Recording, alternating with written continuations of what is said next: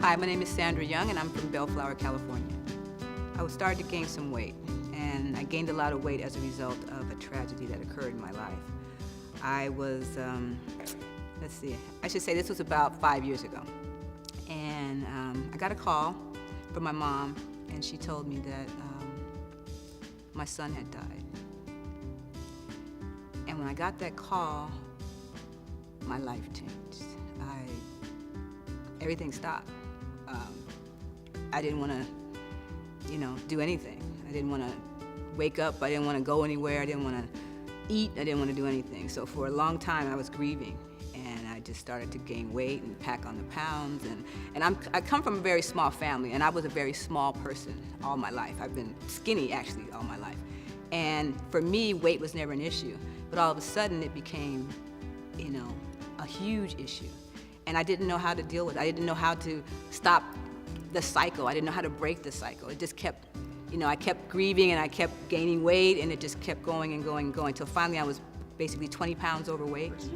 And I heard CJ on the radio talking about this program. Their hearts, we get inside their minds. Over 420 plus pounds were lost. And the program was to get you to lose weight over a period of time. It was an 8-week program, and I thought, well, this would be a good vehicle for me to get back on track, for me to kind of jumpstart my fitness regimen again and to get back in the game, so to speak. So I called in and I got accepted to the program, so I'm excited to be here. I was gaining weight because I was eating and not working out. And also I was drinking more than I usually do, so it, combined with the food and the alcohol, it was just a vicious cycle, and there was no way to break it unless I had gotten the help that I did get, which is CJ's Battle of the Bulge. I was depressed, but I was still grieving. For a long time, I was in a state of shock and denial. Actually, I wasn't eating at first in the beginning. I wasn't eating a lot at all. And then over time, I started eating and drinking, and then it just compounded, and it ended up being 20 extra pounds before I knew it. I think I wasn't able to get into an environment where I could get traditional help, like from a one-on-one trainer or something. I just needed more. I needed something more to cater to the spiritual part of it and the emotional part of it. That I just needed something that was bigger than just getting a trainer. It's a day-to-day struggle, constant struggle.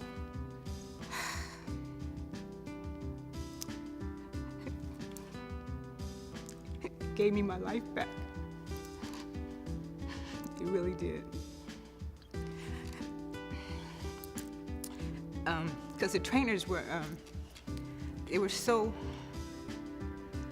caring and so loving, and CJ in particular, he never discussed my personal story with anybody. He always kept that, to himself, but he knew it, and he never made me feel like, it's an awful thing to lose a child, first of all. It's inconceivable, but I'll tell you, I lost my son to suicide. And that's the worst thing in the world, because you feel like I'm his parent and I should have been able to help him. And I wasn't able to help him. And it weighs on you, because for a parent, when somebody dies, if they die from a homicide or an accident or something of that nature, you can point the finger at someone else and say, oh, that person did it, or it's their fault, or this is the reason. But when someone dies by suicide, the finger comes back to you, because there's no other way, no other place to point the blame. So as a parent, you feel a lot of guilt and a lot of shame too, for it happened. Even though you weren't at fault, because me and my son were just the best of friends, and I loved him dearly, he loved me. But he just couldn't cope with the world. He had some mental health issues that I discovered later in life when he was about 25, and we were taking him to therapy, and we took him to some of the best therapists for a long period of time. But when someone decides that they don't want to be here anymore, it's really hard to make them stay, you can't watch people 24/7. You can't, monitor their every move. You can just, do what you can to keep them, in good spirits and keep them in therapy and all these other things.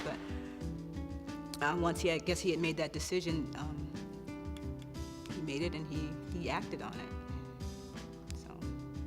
For me, fitness was a big part of my day-to-day life, meaning I worked out all the time. I went to dance classes, I went to the gym, I went to running, I jogged a lot. I worked out almost every day if I could. So that was my normal routine. That's what made me, feel good about myself, because I was, always in shape and always, active. So that brought me back, by going through the program, it brought me back to the old me who was working out, who was running, who was, doing cardio, who was doing weightlifting. That's the old me. That was just, and I knew if I got back to that I'd be okay. And then there's the self-esteem issue, right? Because now you've gained the weight, you don't look like you normally look, so you kind of feel, well, for lack of a better word, you feel fat. So you look at yourself in the mirror and you go, wow, that's not the me that I know. So I got to get back to me, and the only way to get back was through the whole program, through the encouragement and the support of others. Meaning, I could have done this one-on-one with maybe a trainer, right? But the whole support of the group is what helped me, because other people had issues that were, similar to mine, if not worse. I mean, I'm dealing with stuff that's not necessarily me physically. I'm dealing with the emotional, but other people had physical issues. They had high blood pressure and all these other things. So, we all had, to support one another. It stirred something in me, like, I don't know if this is a voice or something told me, Sandra, you need to call, and this is what you need to get back on track. And it felt like it was a spiritual thing. I just felt moved to call, and I also knew I was going to be a part of it. Once he announced it, I claimed it already, that it was going to happen, and I was going to be a part of the program. And voila. It was grueling, for lack of a better word.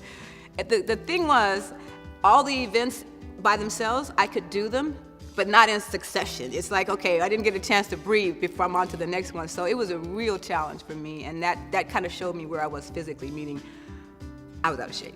So I needed to get something happening, because it was bad.